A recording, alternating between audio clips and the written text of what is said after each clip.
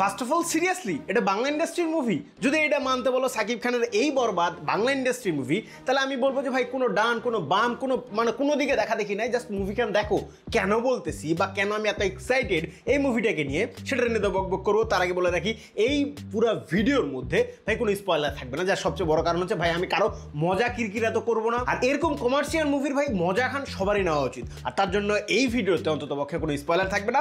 পরবর্তীতে ডেডিকেটেড একখান ভিডিও বানাবো যেখানে ভাই বিস্তরভাবে বকবক করা যাবে না, স্পয়লার থেকে শুরু করে ইন ডিটেইলস। প্রথমত সাকিব খানের এই বরবাদ রিভিউ করার আগে আমি প্রথমে আমার পার্সপেক্টিভ থেকে পুরো ফুল অ্যান্ড ফাইনাল ক্লিয়ার করে রাখি যে ভাই এই মুভিকে মেহেদী ভাইজান যে তৈরি করছে তাকে আমি এক কথায় বলবো যে ভাই তুমি একটা মাল। কেন বলতেছি এই কথাটা? আসতেছি সেই জায়গা তো আসতেছি। তার আগে বলে রাখি সব কিছুর প্রশংসা করার আগে বা আদার সব কিছু নিয়ে বকবক করার আগে একটা মানুষকে নিয়ে তো বকবক করতেই লাগে। সে আর অন্য কেউ না, ওই মানুষটা যে মানুষটা আমাদের বাংলা ইন্ডাস্ট্রিকে এখন পর্যন্ত ভাই পিলারের মতো ধরে রাখছে। আমি বলছি সাকিব খানের কথা। এই সাকিব খানকে আমরা প্রত্যেকটা মুভিতে এখন পর্যন্ত যে কয়েকটা মুভি দেখছি সেই কয়েকটা মুভিতে তার নতুন আফতারে দেখছি আমরা, তাকে নতুনভাবে জন্মাইতে দেখছি আমরা। কারণ প্রিয়তমা, তুফান, ভাই এই বরবাদ, ভাই প্রত্যেকটা জায়গায় সাকিব খান যেন সাকিব খানের মানে এমন একখান সিচুয়েশন হয়ে গেছে সে প্রত্যেকটা ক্ষণে প্রত্যেকটা মুহূর্তকে নিজেকে না বদলানোর চেষ্টা করতেছে, নিজেকে প্রেজেন্টেশন করতে যাচ্ছে নতুন ভাবে। আর সেই জিনিসটা আমার কাছে মনে হয়েছে ওয়ান অফ দ্য বেস্ট। যেহেতু ভাই যেন স্পয়লার নিয়ে বকবক করবো না, সেহেতু সেই স্পয়লারটাকে বাদ দিয়ে যদি হালকা সম্মুখে একখান স্টোরির আভাস দিই, স্টোরির আভাস দেওয়ার আগে ভাই আসো কোলাগুলি করি। আর ছোটরা যারা সালামি চাইতেছো তাদেরকে বলবো যে ভাই ঈদের সালামি অলরেডি সাকিব খান দিয়ে দিছে, যায় হলে দেখো। সাকিব খানের এই বরবাদ যেই সালামিটা আমাদের সামনে রিপ্রেজেন্ট করছে সেটা ভাই আমাদের ইন্ডাস্ট্রিটাকে অনেক দূর পর্যন্ত নিয়ে যাবে, আমাদের ইন্ডাস্ট্রির একখান অন্যরকম মাইল ফলক তৈরি করে ফেলাবে এমন একখান সিচুয়েশন। এইসব বকবকানি সাইডে রাখে আসি মেইন কথাটাতে, স্টোরির যে বিষয়টা স্পয়লার ছাড়া। আমরা টিজারের মধ্যে কি দেখছি, স্টোরিটা দেখছি আমরা, জাস্ট রিপিট করা যায় এমন একখান সিচুয়েশন যে একখান অবাধ্য ছেলে যেই পোলা ভাইজান বাপ মার একদম মনে কর লাডলা যা চাইবে তাই দিবে, তারে কোনো বাধা ধরা নিয়ম নাই। আমাদের সমাজের এইরকম বড়লোক লাডলা পোলাপাইন কেমন হয় সেটা আমাদের সবারই জানা। সেই লাডলা পোলাপাইনের জীবনে আসে একখান সুন্দরী রমণী, সেই রমণীর পরিপ্রেক্ষিতে ভাইজান আমাদের কি বদলানটা বদলায় বা ভাইজানের সিচুয়েশন কেমন থাকে সেটা দেখার জন্য আমাদেরকে কোথায় যেতে লাগবে? অবভিয়াসলি আশেপাশের হলে। এরই সাথে এত যে সুনাম করতেছি এই সব কিছু দেখার জন্য কোথায় যেতে লাগবে? অবভিয়াসলি হলের মধ্যে যাইতে লাগবে। যারা এখন পর্যন্ত হলে যায় নাই বা এটা নিয়ে চিন্তা ভাবনা করতেছে ভাই দেখবো কিনা যাবো কিনা, তাদেরকে বলো ভাই নিঃসন্দেহে চোখ বন্ধ করে চলে যাও। কারণ এরকম মুভি হাজারে একটা নাকি লাখে একটা অবভিয়াসলি কমেন্টে জানাই দিও। আর ভাইজান এই যে এক্সাইটমেন্টটা দেখতেছো আমার, এই ঈদে সালামি পাওয়ার থেকেও সবচেয়ে বেশি আনন্দের যদি কোনো সিচুয়েশন হয়ে থাকে বা কোনো কিছু হয়ে থাকে একজন মুভি লাভার হিসেবে বাংলাদেশের প্রেক্ষাপট থেকে, তার আমি বলবো সাকিব খানের এই বরবাদ। কারণ এই বরবাদ যে গিফটটা আমাদেরকে সাকিব খান দিয়েছে আমার কাছে খুবই রেয়ার।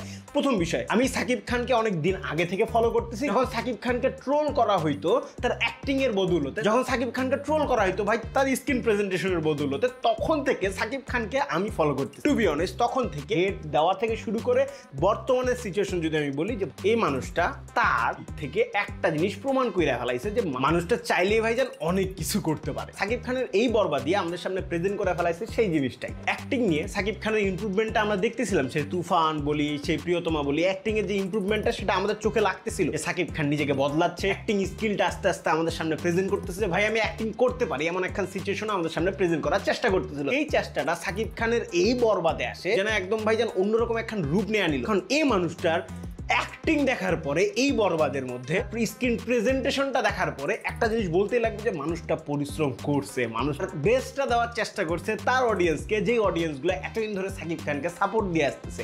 তার জন্য ভাই এইটার জন্য অন্তত পক্ষে এইটুকুর জন্যে আমার কাছ থেকে হ্যাটস অফ সাকিব খানকে। ভাই এই মানুষটা না নিজেকে এক অন্য উচ্চতায় নিয়ে যাচ্ছে, নিজেকে এক অন্যভাবে প্রেজেন্ট করতেছে আমাদের সামনে।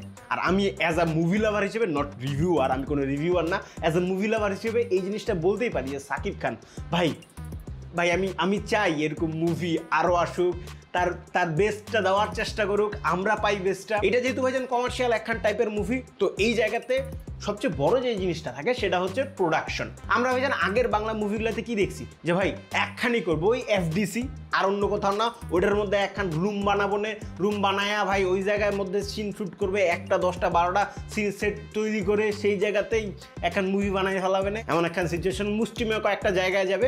তবে এই মুভিটার ক্ষেত্রে আমার খুবই রেয়ার মনে হয়েছে এই টাইপের সিচুয়েশন, প্রোডাকশনের কথা, যে এই ধরনের সিচুয়েশন যে ভাই একটা জায়গাতে প্রত্যেকটা সিন শুট করা হয়েছে, এই টাইপের টাইপের জিনিস আমার চোখে অন্তত পক্ষে পড়ে নাই পুরো মুভিটার মধ্যে। আমার কাছে মনে হয়েছে মেহেদী ভাইজান প্রত্যেকটা জায়গায় গিয়ে বা মেহেদী ভাইজান প্রত্যেকটা জায়গার এফোর্ট দিয়ে সেটাকে প্রেজেন্ট করার চেষ্টা করছে যে আমাদের একখান বিশ্বস্তের জায়গা তৈরি হয় পুরো মুভিটার মধ্যে। এরকম যেন না তৈরি হয় যে ভাই হ্যাঁ এটা তো ভাই এক জায়গাতেই করছে, চোখে লাগেই তো যায়, যেরকম আদার্স বাংলা মুভিগুলোর ক্ষেত্রে আমরা দেখি, এমনটা একদমই না। যে প্রোডাকশন লেভেলটা সেটা আমাদের চিরাচরিত বাংলা ইন্ডাস্ট্রির মুভিগুলোর থেকে অনেক হাই। আর এই প্রোডাকশন লেভেলের সাথে প্রত্যেকটা মানুষ তার অ্যাক্টিং স্কিলটাকে মানে ফুটায় তোলার চেষ্টা করছে। সেটার একটা বিশেষ উদাহরণ হচ্ছে আমাদের নিশা সওদাগর। মানুষ খান ভাই তার ওই চিরাচরিত ক্যারেক্টারই করবে, হ্যাঁ আমি বলতেছি সেই ভিলেনি ক্যারেক্টারটা করবে, যে ভিলেনি ক্যারেক্টারটাকে আমরা দেখবো সে তার ওই আগের ধাঁচের কি বলবো অ্যাক্টিং নিয়ে বেড়াইতেছে, এরকম একখান জিনিস ভাই করতে লাগে করে, এই টাইপের একখান আভাস আমরা কিন্তু আগে থেকে পাই। তবে এই মুভিটার মধ্যে আমার কাছে কেন জানি মনে হয়েছে বরবাদে আমরা মানুষটাকে অ্যাজ আ ফাদার হিসেবে দেখছি,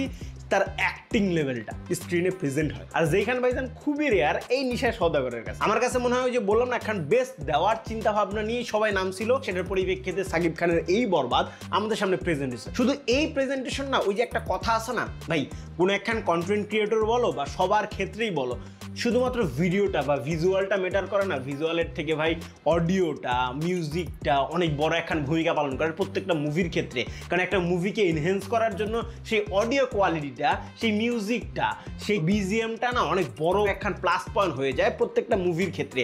আর সেই প্লাস পয়েন্টটা সাকিব খানের এই বরবাদে আসার জন্য ভাই হাজার গুণে প্লাস পয়েন্ট হয়ে গেছে। কেন বলতেছি, একে তো ভাইজান পুরো মুভির মধ্যে ভিজুয়ালটা টপ নচ, যার কারণে ভাই আই প্লেজিং তো মনে হয় যে নতুন কিছু প্রেজেন্ট করার চেষ্টা করছে, রিপিটেড কোনো কিছু প্রেজেন্ট করার চেষ্টা করে নাই। সেইখান থেকে আবার সেটাকে এনজয়েবল করার জন্য, সেটাকে এঙ্গেজিং করার জন্য সেই বিজিএমটা প্রত্যেকটা ক্যারেক্টারের জন্য আলাদা আলাদা বিজিএম, টু বি অনেস্ট প্রত্যেকটা ক্যারেক্টারের জন্য আলাদা আলাদা বিজিএম, যেটা আমাদের বাংলা ইন্ডাস্ট্রিতে খুবই রেয়ার। একে তো আমাদের বাংলা ইন্ডাস্ট্রিতে বিজিএম জিনিসটা একেবারে ইগনোরই করা হয়, মানে বিজিএম দিব না এমন একখান সিচুয়েশন, জাস্ট কি বলবো ডায়লগ ডেলিভারি ডাবিং করবো, জাস্ট ডাবিং করে লাগাই দিব, জাস্ট ওই যে ঢিচুমাই তারপরে ভাইজান কি বলে মানে দুঃখের যে গানগুলো চলে ওই টাইপের যে সাউন্ডগুলো আছে সেটার সাথে আমরা পরিচিত আমাদের বাংলা ইন্ডাস্ট্রির সাথে।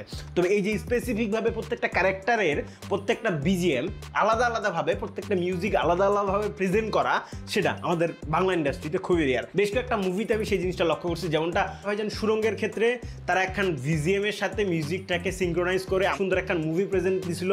আর অন্যদিকে সাকিব খান আর রায়হান রাফির সেই তুফানের কথাই যদি বলি তাহলে বলবো যে ভাই আমার দেখা প্রথম জিনিস ছিল যেটাকে মিউজিকের উপরও ভাই একটু হইলেও মানে একটু প্রেশার দেওয়া হয়েছিল যে ভাই মিউজিকটা অনেক বড় ভূমিকা পালন করে। আর সেই জায়গা থেকে ভাইজান যে ড্রাস্টিকলি চেঞ্জ করে ফেলাইলো একখান জিনিস, যে ভাই একটা কমার্শিয়াল মুভিতে মিউজিকটা বা একটা কমার্শিয়াল মুভিতে বিজিএমটা যে কি পরিমাণ প্রয়োজন সেটা যেন মেহেদী ভাইজান একেবারে নিখুঁতভাবে আঙ্গুল তুলে দেখায় দিল যে ভাই দেখ এই জায়গায় মিউজিকটা অনেক বড় ভূমিকা রাখে, রাইটিংটা একটু দুর্বল হয় তবুও ভাইজান এই মিউজিকটা দিয়ে সেটাকে একটা পাতলা প্রেশার দেওয়া যায়। আমার কাছে স্পেসিফিকভাবে মনে হয়েছে অনেক বড় একখান প্লাস পয়েন্ট এই বিজিএমটা। বরবাদ বিজিএমটাকে সরা রাখে আসে মিউজিকের প্রেজেন্টেশনে, তাহলে বলবো যে ভাই মিউজিকগুলোও না পুরো মুভিটাকে এঙ্গেজিং করছে। আমার কথা হচ্ছে ভাই অ্যাজ আ অডিয়েন্স এমনিতে আমাদের পুরো ইন্ডাস্ট্রি ভাইজান বছরে ডিম পারে, আর সেই ডিমটাকে লালন পালন করে বাচ্চা ফুকায় এই দুই ঈদে সেই বাচ্চাগুলোকেই দেখতে আমরা যখন যাই হলে তখন আমরা চাইটা কি, আমরা চাই ভাই এখন কি বলবো এখন আভাস থাকবে, ইমেজ থাকবে, আমরা মজা করব বা সেটাকে এনজয় করবো, কারণ ভাইজান দিনটাই ঈদের। আর সেই এনজয়েবল করার জন্য বা সেই মজাটা, সেই মাস অ্যাকশনটা যেটা আমাদের মতো অডিয়েন্স বর্তমানে একটু বেশি পছন্দ করতেছে, সেই অডিয়েন্সগুলোর কাছে প্রথম চয়েস এই ঈদে ডেফিনেটলি বরবাদ হবে বা বরবাদ হইতে যাচ্ছে। আমার এই ভিডিওটা যারা দেখতেছে টু বি অনেস্ট যারা এখন পর্যন্ত বরবাদ দেখার প্ল্যানিং করো নাই, আমি বলবো যে ভাই আগে বরবাদ দেখার প্ল্যানিংটা কর, দেন পরবর্তী যে মুভিগুলো দেখার চিন্তা ভাবনা করতেছো সেই মুভিগুলো দেখো না, আমার কোনো সমস্যা নাই। সেই মুভিগুলোকে আমাদের বাংলা ইন্ডাস্ট্রিকে তো সাপোর্ট দিতে লাগবে, হ্যাঁ আমরা দিব, আমি নিজেও দিব এবং কি আদার্স যে মানুষগুলো আছে সবাই দিবে। তবে আমার কাছে একটাই রিকোয়েস্ট থাকবে, প্রথমে বরবাদটা দেখো, কারণ এই বরবাদটা সেই আমেজটা ক্রিয়েট করে, এই বরবাদটা আমাদেরকে এনজয়েবল করে তুলে, আমাদেরকে চিল্লাইতে বাধ্য করে, পুরো হলের মধ্যে এক্সাইটমেন্ট বিল্ড করায় দেয় যে ভাই মুভি এই টাইপের মুভি আমরা আমাদের অনেক দিন ধরে এই মুভি ইন্ডাস্ট্রিতে চাচ্ছিলাম, যেটা বর্তমানে আসা শুরু হয়েছে, আঙ্গুল তুলে দেখাই দিচ্ছে যে আমাদের ইন্ডাস্ট্রি চাইলে অনেক কিছু করতে পারে। আর যেটা জলজন্ত উদাহরণ, জলজন্ত প্রমাণ সাকিব খানের এই বরবাদ। একটা স্ক্রিনকে ফুটাই তোলার জন্য যে স্ক্রিন প্রেজেন্টেশনের যে ছোট ছোট এলিমেন্টও প্রয়োজন হয়, সেই এলিমেন্টগুলো না পুরো মুভির মধ্যে ভাই পুঙ্খানুপুঙ্খভাবে দেখছে। হ্যাঁ, অনেকে বলবে যে ভাই নেগেটিভ কি নাই, অবভিয়াসলি নেগেটিভ আছে। আমার কাছে ফার্স্ট হাফে বেশ কিছু জায়গা উইক লাগছে, শুধু ফার্স্ট হাফে না, সেকেন্ড হাফের বেশ কিছু জায়গায়, যেই জায়গাগুলোকে নিয়ে আলোচনা করা তো লাগবেই, কারণ একটা মুভি সব কিছু তো ভালো হইতে পারে না।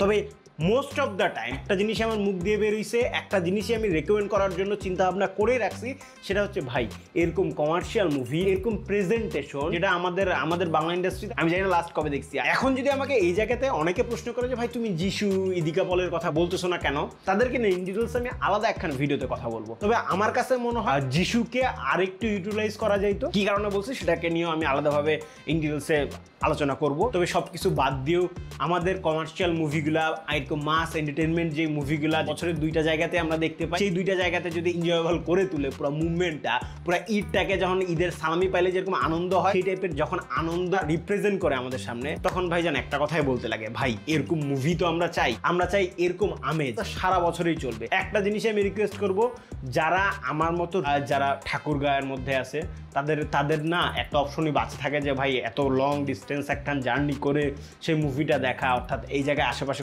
কোনো জায়গায় হল নাই।